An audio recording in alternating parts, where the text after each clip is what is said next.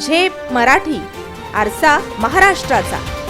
धुळे जिल्ह्यातील साक्री शहरात 17 वर्षीय युवकाने गळफास घेऊन आत्महत्या केल्याची धक्कादायक घटना गुरुवारी 12 मार्च रोजी रात्री उघडकीस आली.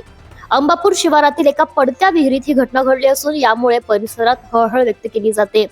मिळालेल्या माहितीनुसार साक्रीतील प्रगती कॉलनीत राहणाऱ्या 13 वर्षीय राकेश भास्कर ठाकरे या युवकाने अंबापूर शिवारातील एका पडक्या विहिरीत गळफास घेऊन आपले जीवन संपवले.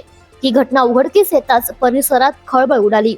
घटनेची माहिती मिळताच पोलीस तत्काळ घटनास्थळी दाखल झाले. त्यांनी मृतदेह ताब्यात घेऊन पुढील कायदेशीर प्रक्रिया सुरू केली. दरम्यान या युवकाने आत्महत्या का केली याबाबतचे नेमके कारण अद्याप समजू शकले नसून या प्रकरणाचा पुढील तपास साक्री पोलीस करीत आहेत. प्रतिनिधी निलेश सावळे, झेप मराठी, साक्री.